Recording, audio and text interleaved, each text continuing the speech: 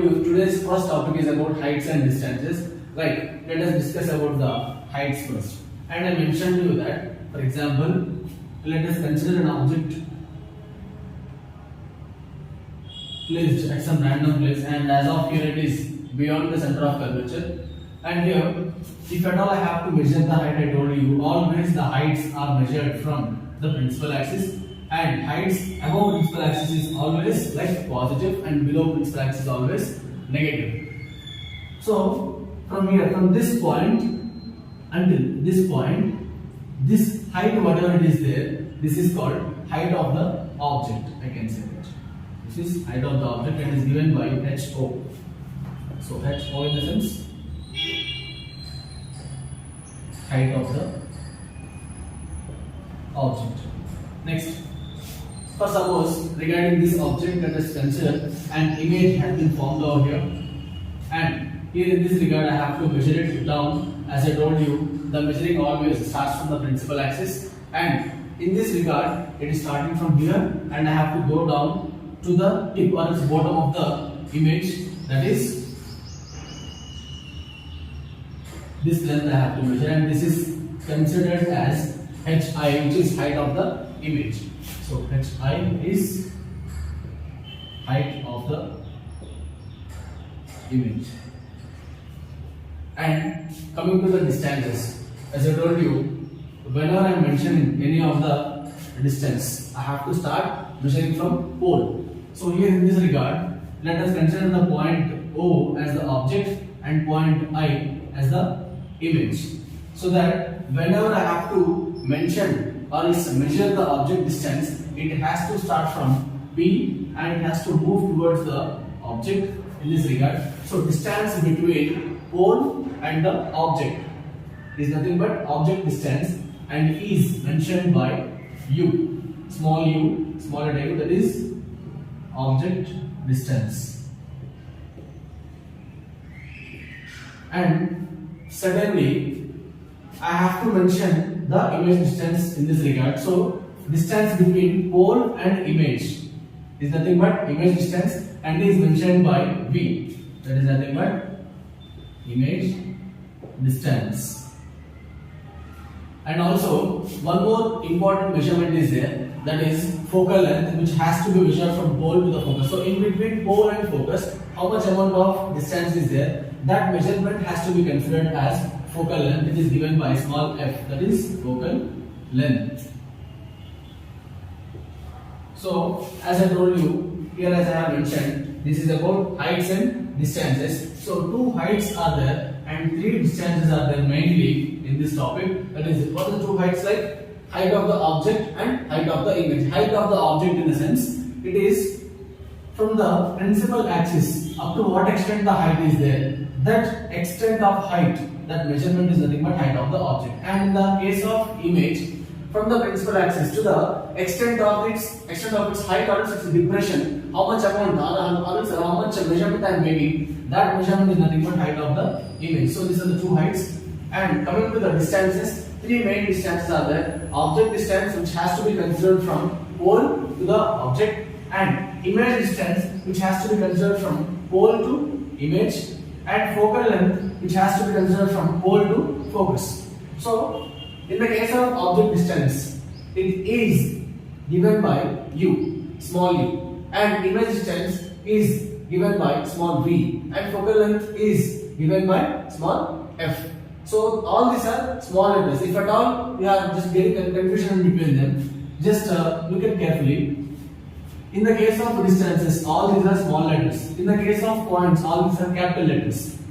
Capital P, capital F, capital I, capital C, and capital O. So whenever I am mentioning any point on the mirror, those points must be of capital letters, and whenever I am mentioning any of the distances, all the distances and all the heights, whatever the measurement I am making, those must be of small letters. So this is the main difference we have to make in between the points and the lengths. Now coming to the distances and heights, in this regard, what can I just obtain is that there is a formula, that is 1 by f is equals to 1 by u plus 1 by v, which is considered to be Miller formula. in which it is helpful for calculating the object distance or its image distance or its the focal length, provided that any two of these three parameters must be given and we can find out the third parameter. That's how. And coming to the height formula, that is we can mention with the magnification factor, that is m is equals to hi by ho is equals to minus v by u, and this is called the formula for magnification factor.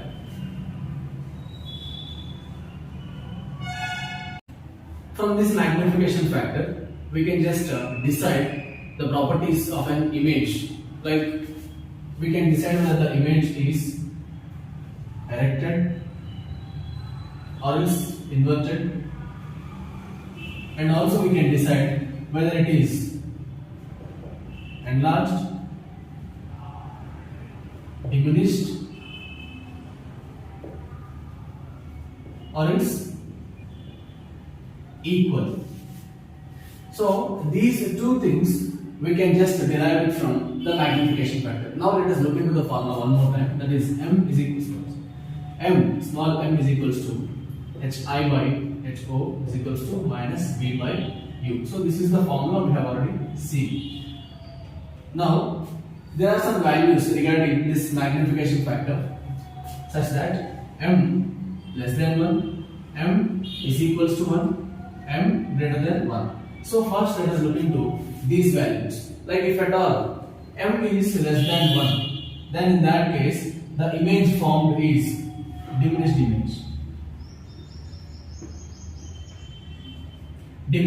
And if at all m is equals to 1, that is the image formed is equal to that of the object height. And in the case of m greater than 1, in this factor, in this regard, we can say the image formed is enlarged.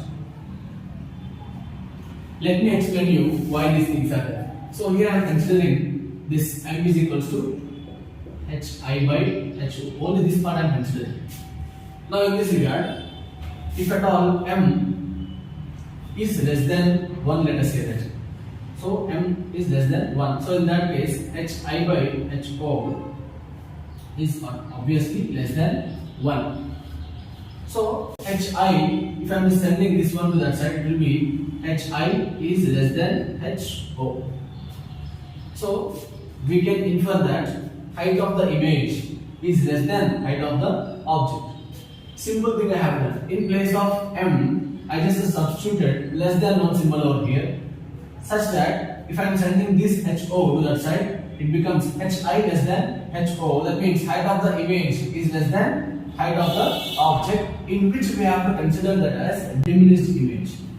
Similarly, if I am just going for m is equals to 1, that is hi by ho is equals to 1. In this regard, simply it is hi is equals to ho. That is equal. Height of the image is equal to the height of the object. That's why this factor mentions that equal in size. Next, coming to the last factor, that is greater than 1. If at all I have to consider that, then hi by ho is greater than 1. That is hi is greater than ho. Simple. So from this mention, from this expression, I can say that height of the image is greater than that of height of the object. That means I can say whatever the image formed is enlarged. Why? Because in this regard it is like less than 1. That is hi is less than ho. That is diminished. And in this regard, height of the image is more than that of the height of the object. So in this regard, I have to say it as enlarged. So in this way, we can just mention the property of the object in such a way whether it is diminished, equal, or enlarged by looking at the values of m. M less than 1 is diminished, m equals to 1 is equal, m greater than 1 is enlarged. So these are the values. Next, also, as I told you, we can just mention whether it is erected or inverted. I'll just get you that.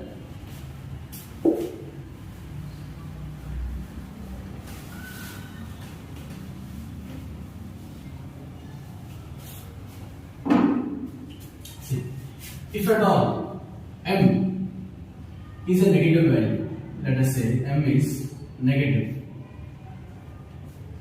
Then in this case it is inverted. If at all m is positive value, then that is erected. So here let me explain you this one. For example, height of the image is there here. This is C, this is P and F.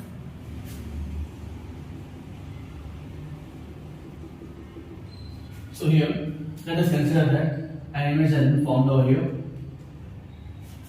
and as I told you, always the heights always measured from principal axis, and here in this regard it has to be measured down. And also for the sign convention, I can say one statement that any height that is below principal axis is always negative. So here height is negative, hi is a negative value, and always object is above principal axis, that has to be ho is always positive. And as I told you, m is equals to hi by ho. So hi in this regard, hi is negative, that is minus value, divided by ho is positive, plus value. If at all there is a negative operator and a positive operator, and in between them division function is in between them, then I can say the whole value has to be a negative value. M is negative, which implies that the image is inverted. And for suppose if the image has been formed over here, let us say, so that in this case, in this regard, whenever I have to measure the height, I have to start from the principal axis and I have to measure in this way. So I am measuring above principal axis, that becomes the positive. So here in this regard, height of the image is positive. And anyway, height of the object is always positive. Why? Because we have to keep the upright position and erected position always. So ho is positive. Now for this case, m is equals to hi by ho. Again the same thing. That is, hi is a positive value and ho is also a positive value. So whenever two positive signs are getting operated by a division operator, then that has to be a positive value. So in this regard, m is positive. So m is positive. That means it is erected. If at all m is negative, in the previous case, that has to be inverted position. And if m is positive, that has to be erected position. So from the magnification factor, these two things we can confirm from the formula of the height of the image and of the object. So this is how we can mention whether the image is erected or inverted, and also enlarged, diminished or equal.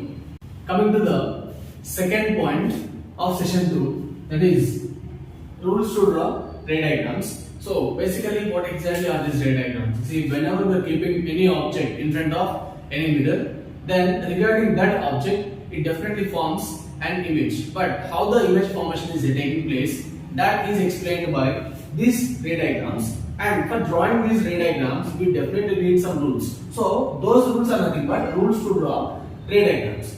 Before explaining about these ray diagrams and their rules, I have to keep one point that whenever any object is there, that object always gives out some millions of incident rays. Out of all those incident rays, I am just considering a few of them, which helps me out to just discuss about these rules. So first of all, I just have to consider one concave mirror.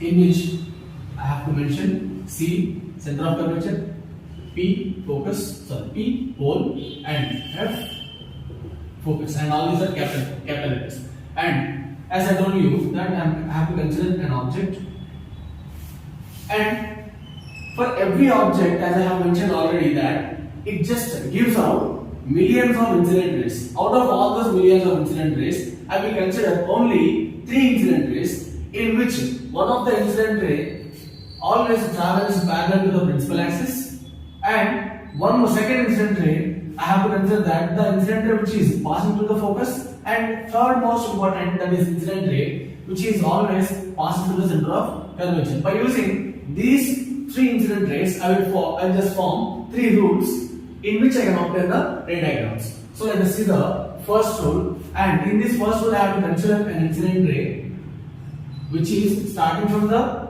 object and moving towards the mirror. And always in the case of reflection, we have to consider that the incident rays always moves towards the mirror.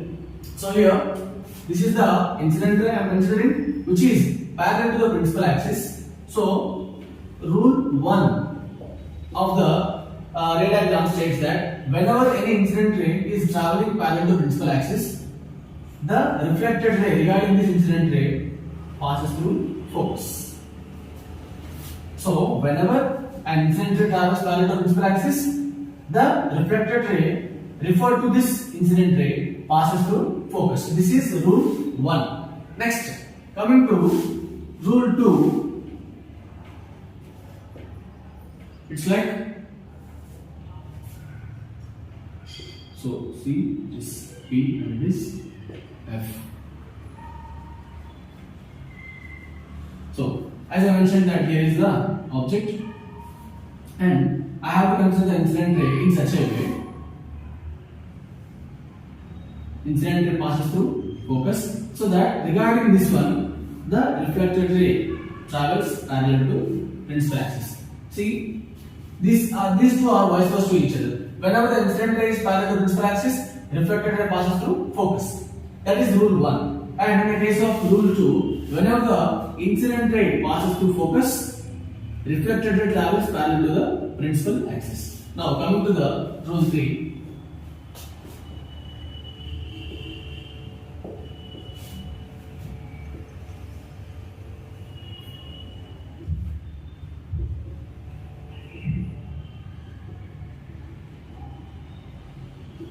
So the object is here, and rule 3 states that whenever the incident ray is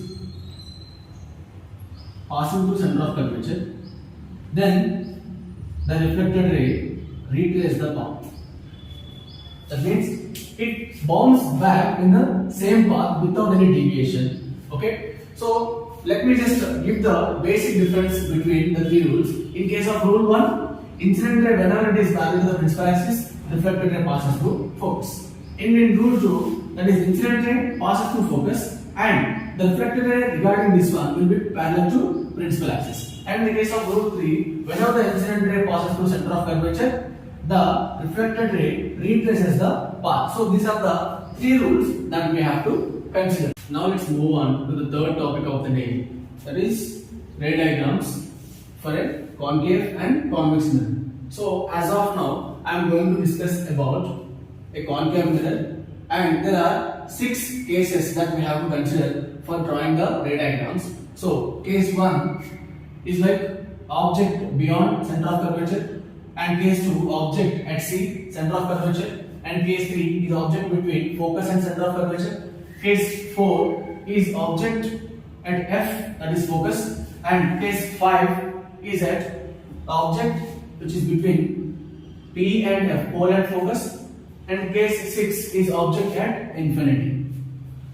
Now let us look into them, and for each and every ray diagram I have to apply, see here 3 rules are there. Like rule 1 is incident ray parallel to principal axis, so that the reflected ray passes through focus, and rule 2, incident ray passes through focus and the reflected ray travels parallel to principal axis, and rule 3, incident ray passes through center of curvature and the reflected ray retraces the path. So out of these 3 rules, I have to use any 2 rules. Why? Because the idea is that for every incident ray, I am going to get one reflected ray, and for obtaining any image, that is we require 2 reflected rays. That is, wherever the intersection of 2 reflected rays is happening, that intersection point has to be considered as the image point. So for any image that we have to obtain, there is a requirement of 2 reflected rays, and for getting 2 reflected rays, I definitely need 2 incident rays. And here in this case,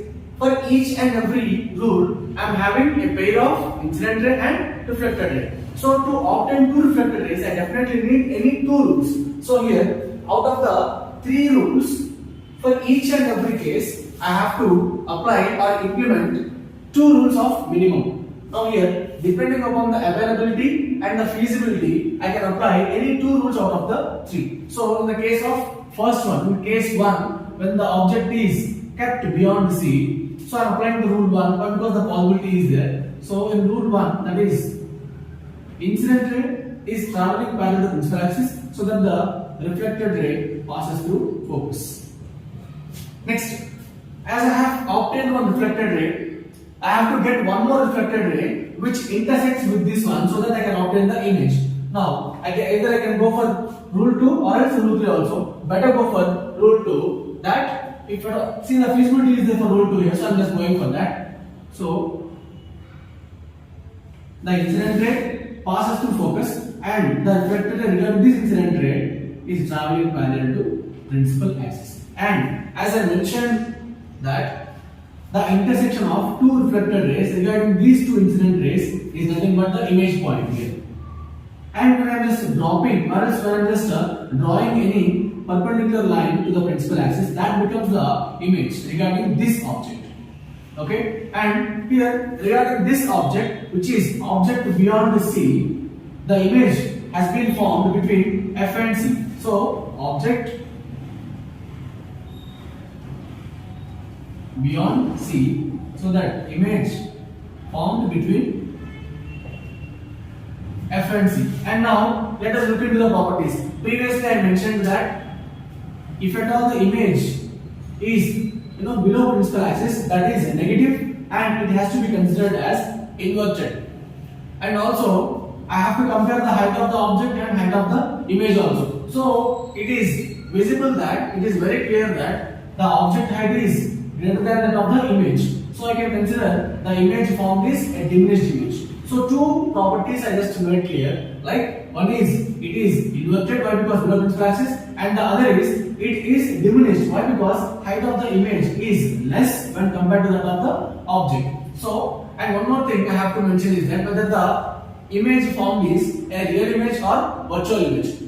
Two things I have to consider that in case of real image, always the reflected rays will be having the actual intersection. They will actually intersect. So in this case, the actual intersection is there. So this is a real image. So I can write the properties as it is real, and also it is inverted, why? Because below principal axis, and it is diminished, why? Because the image height is lesser than the object height. So it is diminished. So I can just conclude that in case 1, when the object is beyond C, the image forms between F and C, and the properties are like real image. Why it is real image? Why? Because there is actual intersection of the two reflected rays, and it is inverted. Why? Because below principal axis, and it is diminished because the image height is lesser than the object height. So we are done with case 1. Next, case 2 is object at C. So considering rule 1, that is incidental parallel to principal axis, and the reflected ray passes through focus. Next, rule 2 I can consider, that is incident ray passes through focus and the reflected ray parallel to principal axis. See, in this case, the two reflected rays are meeting at this point, so I can consider this as the image point, and I can draw a perpendicular line to the principal axis where it behaves as the image regarding this object. Now we can just mention the same points as of case 2 also, that is object is at C and also the image also forms at C. Next, we have to mention whether it is real or virtual. See here, the actual intersection of reflected rays is there, so it must be like real image, and here the image formed is below principal axis, so it has to be termed as inverted. And see, here I can say they are very similar to each other. Not only similar, they are having the same size, equal in length, so I can just write same size. Next, so this is about case 2, and case 3 is also similar to both the cases 1 and 2. Like I have to consider any two of the three rules. Again, I am considering rule 1, in which the incident ray is parallel to the principal axis and the reflected ray passes through focus. Next, Rule 2 I am considering, in which incident ray passes through focus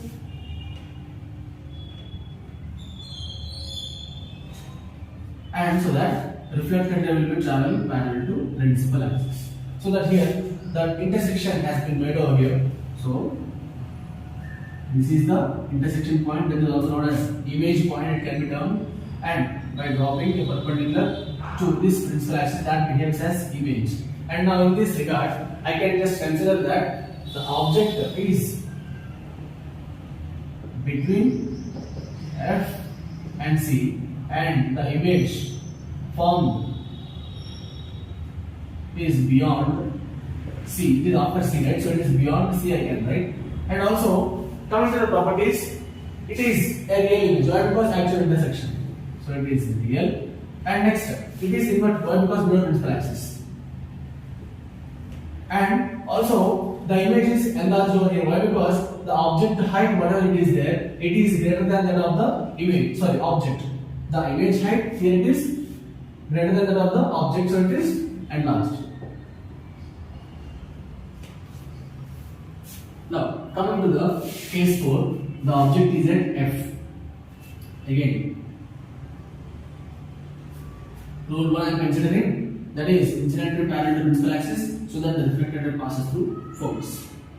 Now, we have to be very cautious about considering the rule 2 or rule 3. That here already the object is at F, so we cannot consider rule 2. Why? Because the incident ray has to pass through focus, so we cannot consider rule 2 here. Let's go for rule 3 in the case of case 4. That is, incident ray passes through center of curvature. That means, whatever the incident ray should be there, it must look like it is coming from center of curvature, so extend in this way.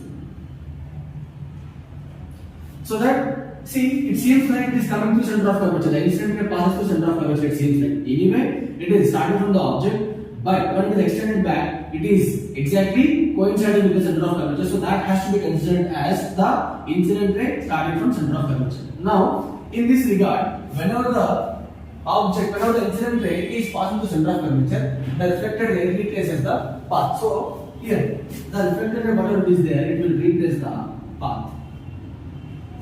And in this regard, these two are parallel lines. I mean, they are inconsistent. They will not meet with each other. So in this case, what I have to do, the main basic point is that to form an image, definitely the reflected ray has to get intersected. But in this case, they are not intersecting. So I can say there is no image formation.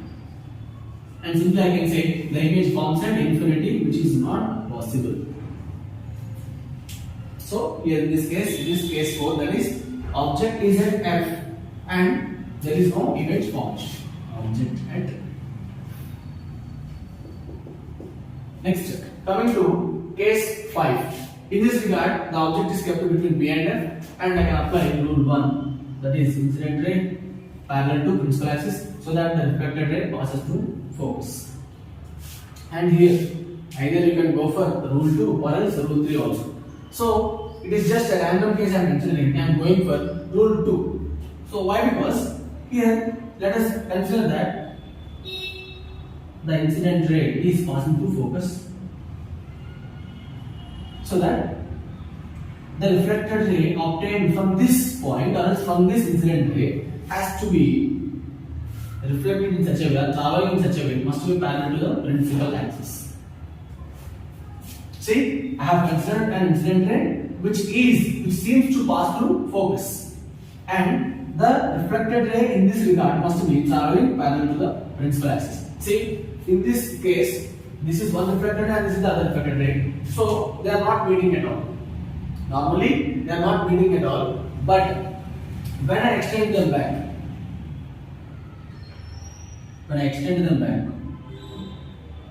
they are meeting at some point, and here it leads to formation of image. And this image has to be considered as virtual image. Why? Because here in all the cases, like case 1, case 2, case 3, there is actual intersection of the reflected rays. So that's why they has to be termed as real image. But in this case 5, there is no actual intersection of incident ray. it is a forceful intersection that when I extend them back, they are getting intersected. They are getting intersected. So, whenever the intersection is made by back extending them, in that case, the image has to be considered as virtual image. So, when the object is kept between P and F, the image, see, it is found behind the mirror. Image behind the mirror. And what are the properties I can consider that? First, it is real or virtual. See, there is no actual intersection. It is like, what a pseudo intersection it is. Pseudo intersection. So for pseudo intersection, it has to be virtual image, and also it is above principal axis. The image formed is above principal axis. So instead of inverted, we have to write the erected. So it is erected image. And see, when I am comparing the size of the object and size of the image height is more when compared to that of object. So I can write it is enlarged. Okay. Next, coming to case 6.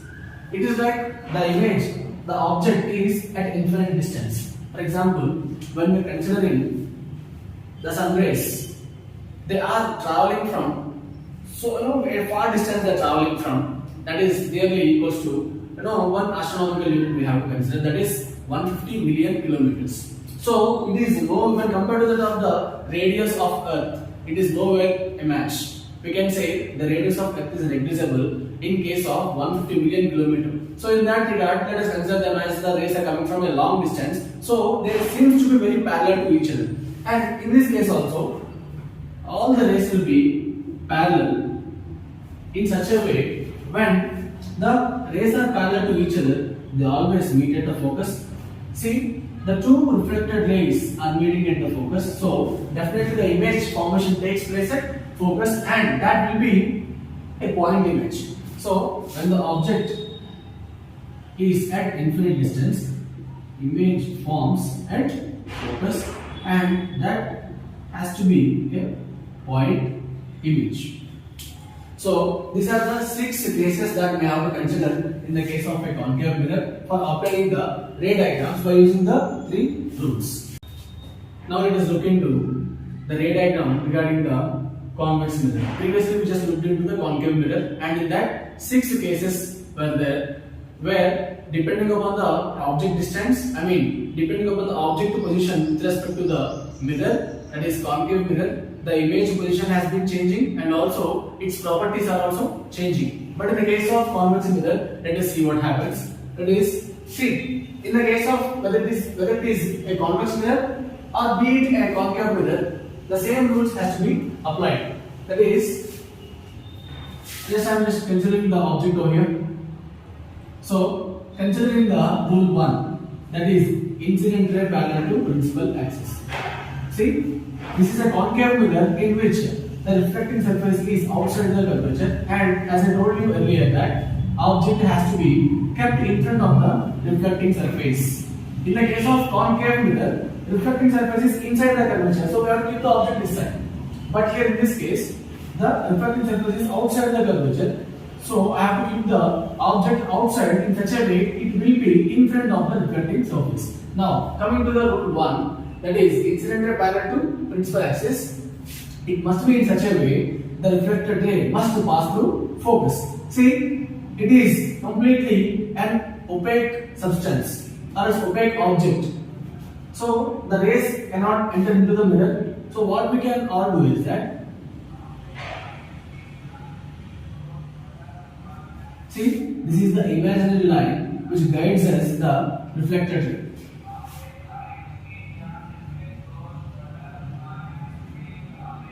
See, so for this incident ray, the reflected ray will be in such a way it must pass through focus. It seems like it is passing through focus. Okay, so this is rule 1 I have applied over here. Next, rule 2, in such a way that the incident ray passes through focus and that the reflected ray travels parallel to principal axis. See, I have to consider one incident ray in such a way that when it is extended, it must seem like it passed through focus, this incident ray. And regarding this incident ray, from the incident surface, the reflected ray travels parallel to principal axis. See, for these two incident rays, the two reflected rays have been formed over here by using rule 1 and rule 2. So, the main important thing is that we have to make these two reflected rays to intersect at some point, so that the intersection point has to be considered as the image point. See, this is first reflected ray, so I am just extending it back, and this is the second incident ray, I am just extending it back. So both of them are meeting at this point. See, I am extending it back and extending it back, so both of them are meeting at this point. So this intersection point is nothing but the image point, and I have to draw a perpendicular to the principal axis so that it behaves as image.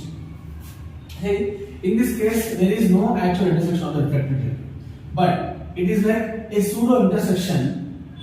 They are meeting inside the mirror. The two reflected rays are meeting inside the mirror, so I can term it as virtual image. Virtual image. And coming to the whether it is erected or inverted, it is above principal axis, so it should be erected. And enlarged and diminished. See, when I am comparing the image height and object height, image is having lesser height when compared to that of the object, so I can consider it as a diminished.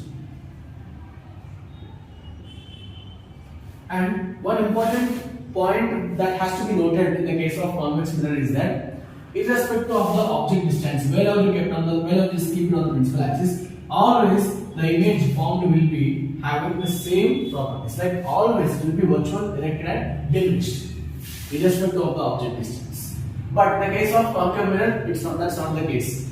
Depending upon the object position, the image positions are changing, as well the properties of image are changing. But coming to this convex mirror, it is having a fixed property of image, that is irrespective of the object distance. Wherever you keep and whatever the point it is considered on the principal axis in front of the mirror, the image always having the properties like virtual, erected, and diminished. So this is how I can explain like properties of image when the object is kept in front of a convex mirror.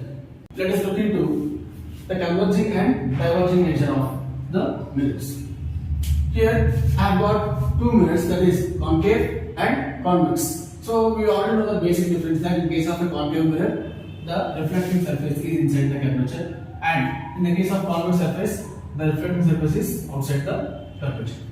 Now, as we are discussing about the converging and diverging nature, let us consider a beam of light rays which are completely parallel to the principal axis.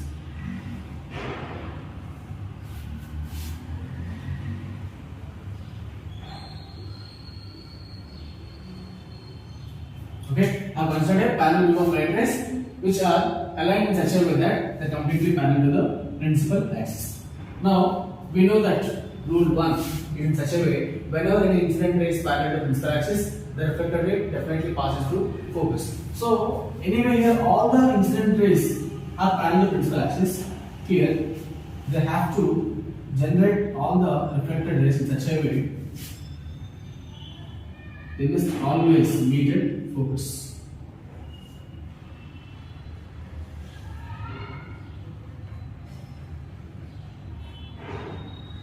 See, for each and every incident ray, it is generated and reflected in such a way, all are meeting at focus. And in such a way, they are just meeting, they are getting converged at some point. So that's what we can consider concave mirror is a converging mirror.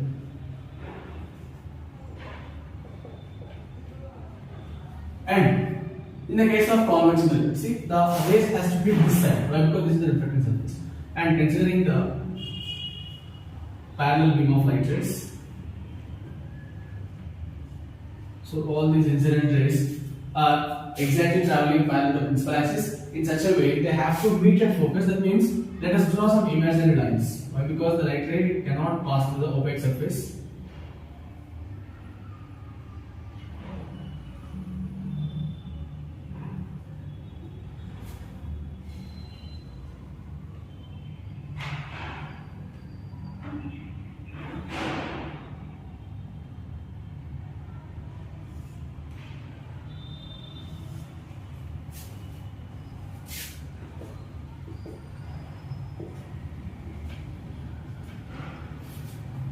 See, in the case of this convex mirror, all the incident rays which are parallel, they are generating some reflected rays which are completely getting diverged from the point. And here this is getting converged, and here it is getting diverged. So I can say it is a diverging mirror.